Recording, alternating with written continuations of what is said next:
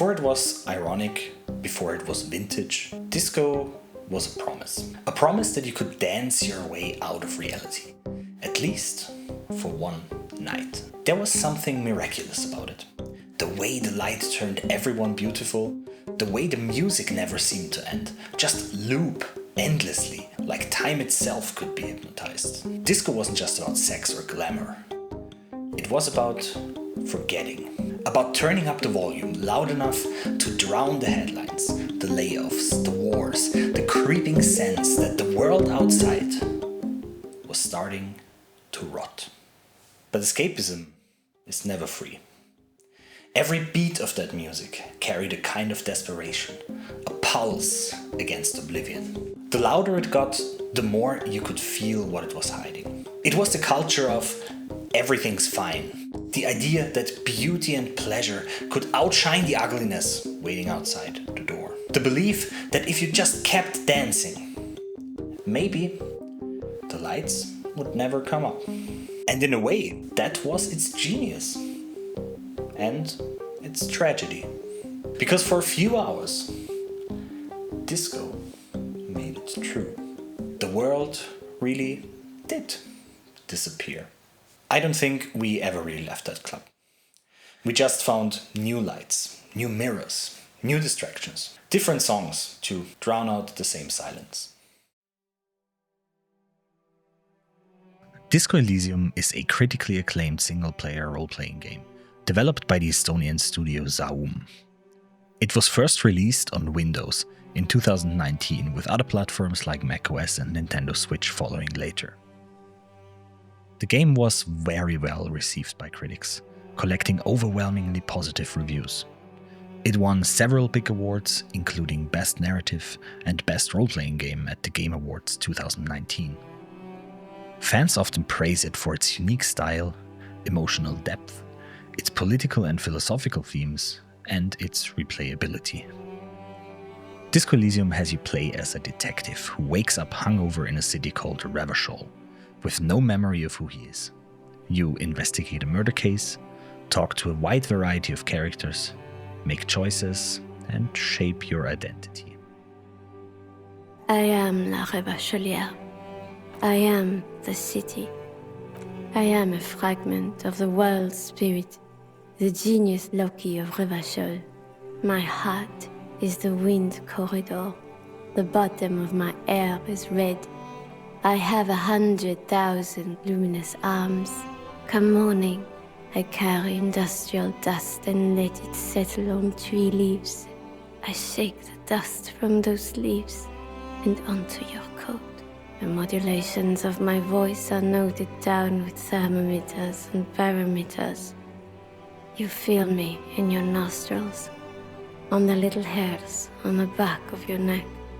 I also reside in your lungs and vestigial organs. Everywhere there is space. If disco was denial, Revachol is what comes after denial, when the lights refuse to turn back on. Every party ends the same way. The last song fades, the floor is sticky, the air feels too heavy to breathe. Someone left their coat behind, someone else can't find their keys. It's strange, the silence after music. It doesn't sound like quiet. It sounds like loss. Revachol used to be the center of the world. A city so certain of its own brilliance that it crowned itself twice. Once in gold and once in powder. When it tore free from its colonial masters, it became something radiant, a capital of art, finance, and arrogance. The streets gleamed with electric light and mirrored glass. Kings paraded through the avenues on white horses, while the poor swept their reflections on the cobblestone. They called it modernity, but it was really excess. A monarchy drunk on its own shine, built on sugar, oil, and cocaine. Everything sparkled until it didn't. And then, as always, the music stopped. The communists came like a new rhythm, brutal, improvised, alive. They tore down the statues, unearthed the bones of old kings, and threw them into the Insulindian Bay. For a moment, It looked like the world might start over. But the world was watching, and it didn't like what it saw. The revolution frightened the neighbors, the industrial nations, the moral guardians, the ones who still believed in property more than people. So they called themselves the Coalition, and they came to restore order. They bombed the dream until it stopped moving, and executed the revolutionaries. They renamed the ruins, and when the smoke cleared, they declared victory. Not just over Revachol, but over the very idea that things could be different. What remains is a city, in quotation marks. A laissez-faire state where every corner belongs to someone else. Every coin carries a foreign face. A city that once danced itself dizzy, now shuffles through the ashes, pretending the party isn't over. Quite a hangover after quite a night. Zaum originally formed in Tallinn, Estonia, in the mid-2000s as an avant-garde cultural collective. A group of writers, artists, musicians, and political thinkers pushing back against what they saw as the spiritual emptiness of post-Soviet, post-capitalist life in the Baltics. The name Zaum was borrowed from the Russian futurist poets of the early 20th century. It meant beyond the mind or transrational, a call for art that transcends reason, that dreams beyond ideology. In short, the name itself was already a manifesto. Art that refuses stasis, that seeks meaning past language or logic. Robert Kurwitz and his circle were openly leftist, Marxist or post-Marxist, but in a melancholic, intellectual way. They saw neoliberal capitalism as spiritually deadening, a system that turned creativity into exhaustion and life into marketable performance. The failure of socialism wasn't proof that it was wrong. It was a wound, a loss of faith, and their art mourned this lost future. They believed art should confront despair, not escape it. That beauty arises from ruins, from ideology's aftermath. Culture and art were political acts. Language, posture, and even silence carried ideological weight. Before Disco Elysium, Kurwitz published Sacred and Terrible Air, a dense experimental novel set in the same world. It explored utopian collapse, disillusioned intellectuals, and a haunted reality where ideology, faith, and decay intertwined. Though it sold poorly, it became scripture within Zaum, the foundation of the world that would later become Elysium. When the collective turned to video games, their goal wasn't to make an RPG. It was to make literature through interaction. A game that could read its player, where every choice became a mirror of the self. They imagined a world built from the aesthetics of decay, rust, mold, and melancholy. Its fractured skill system, with inner voices debating and arguing, symbolized the fragmented psyche of the late capitalist subject. Though often called satire, Disco Elysium was, in truth, an elegy, mourning the death of ideology and the faint, flickering light that still survives amid the wreckage. Revachol remembers its revolutions. Long after they died, the streets are haunted, not by ghosts of people, but by ghosts of ideas. Every cracked pavement, every abandoned monument, every peeling advertisement carries the residue of the commune that failed, and of the dream that refuses to die. The monarchy was overthrown. The communards executed. Yet, the echo of what might have been lingers, in whispers, in oil-stained walls, in the faint hum of electricity that never quite goes out. The revolution is over, but the memory of its possibility still beats faintly under the city's skin. Before the studio was a company, Zaum was simply a space where literature, politics, and philosophy could coexist. Kurwitz and his circle were obsessed with contradictions. Utopian dreams and decaying realities, the tension between magic and ideology. Their failures as a business mirrored Revachol's own. What remains is a residue of ambition and melancholy, a creative ghost that found new life in the digital medium. After Disco Elysium's success, the collective fractured. Kurwitz and several founding members were pushed out, replaced by shareholders and management. The irony is sharp, almost cruel. A game built on Marxist critique, on mourning the death of utopia, was itself co-opted by capital. The ideals that fueled the collective, radical collaboration, ideological inquiry, art beyond profit, collided with corporate reality, ownerships, contracts, and market control. The vision that thrived in the margins of post-Soviet despair was suddenly constrained by the very system it sought to critique. And yet there is a resonance in this collapse. Just as Revachol bears the scars of failed revolution, so too does Zaum's story reflect the fragility of utopia and the persistence of its echoes. The company may have been consumed, but the ideas remain encoded, alive in the work itself. Even in failure, the echo endures. In Disco Elysium, the past never stays buried. The city's ghosts live in every conversation, every argument, every forgotten corner. The protagonist's mind, fractured, self-critical, endlessly debating, mirrors the world around him, haunted by ideology, by memory, by loss. The game listens as much as it speaks. Every choice, every skill check, every question ripples through the world like an echo bouncing off the ruins.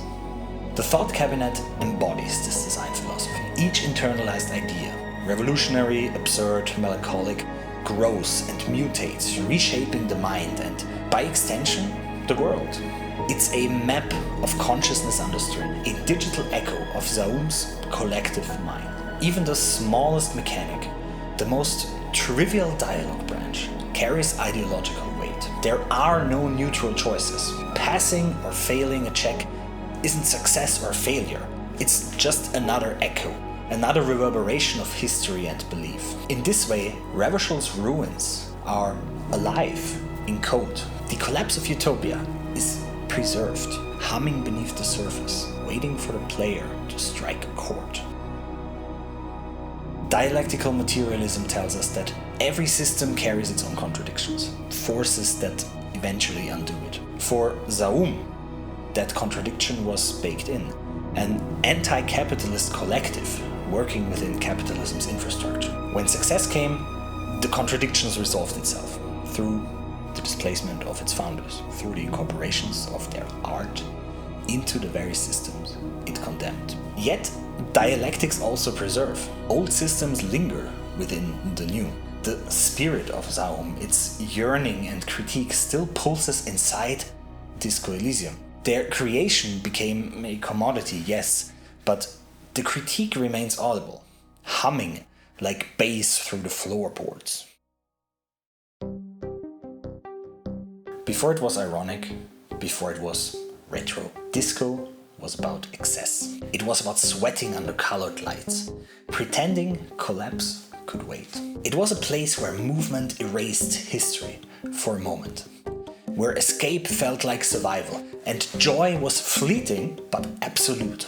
Revachol was its own kind of disco, a fever dream of empires and revolutions, of beauty and ruin. Every ideology that passed through it, monarchy, communism, capitalism, burned bright, collapsed, and left behind only fragments. The city remembers. Every broken monument and every empty street corner still hums with what used to be possible. Disco Elysium takes those fragments and builds something new out of them. It turns the ruins of history into a living world. One that still argues with itself, still searches for meaning, even after meaning has already failed. The player's mind mirrors the city, fractured, haunted, but still moving, still thinking, still trying. And the same could be said for Zaum itself, a collective born out of idealism, consumed by the very system it sought to resist. Yet, its ideas endure. The work they made continues to think, to speak, to resonate with people. In the end, Disco Elysium is not just a game about politics or philosophy. It's about survival. Intellectual, emotional, spiritual survival. It's about learning to live among ruins and to keep searching for beauty even when the music's over. Because the echo doesn't die when the song ends. It lingers. It reverberates through the city, through the player, through the culture that plays it. That's what remains. The persistence of thought, of art, of belief. Revachol, Zaum and Disco Elysium all share the same truth. Failure isn't silence. It's the sound that comes after. The faint, stubborn rhythm of something still alive, something still dancing.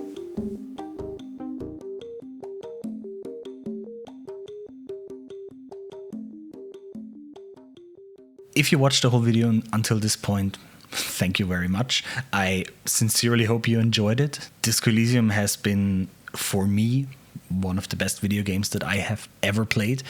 And I feel the whole story around it kind of makes it even a bigger deal. I know that the circumstances around it were tragic. I still hope that all the people involved, all the artists are, I know that there are a lot of new projects from various people who used to work at Zaum, who are still working at Zaum, from Zaum themselves. I'm kind of stoked to see what is coming, but there will always be just one Disco Elysium, and if you haven't played the game, I really suggest you do. It is, if you watched the video until now, then you probably know that it is just amazing and way more than I could cover in a small video like this. I know that there are already a lot of video essays about Disco Elysium. I just felt like I had to put together my own thoughts on it, and yeah, I do hope that you stick around for any future videos that I make. I have a few ideas. I know that the content on this channel has not been very consistent lately. I have taken a longer break, mostly for work, and a lot of the stuff that I've done before has been a little bit in this direction, a little bit in this. I'm trying to stick more to video essays now, at least on this channel. So if that is something that you're interested in, feel free to subscribe to the channel. I'm also working on my own video game, by the way, which is definitely inspired by Disco Elysium. It is not going to be a detective story. I'm also pretty sure that I'm not going to be able to make it the quality of Disco Elysium. It's just a very high goal to shoot for. But yeah, I am still trying my best. If you want to watch that, I'm going to leave the link to the channel where I post my devlogs in the description, and also the link to my Twitch channel where I'm hopefully, fingers crossed, gonna be streaming a lot of the game development soon. So if you want to see me suffer and want to see really bad Godot and Blender work, head over there. Maybe we will see each other in some live stream as well. But yeah, other than that, I hope you enjoyed the video and have a nice time. See you soon.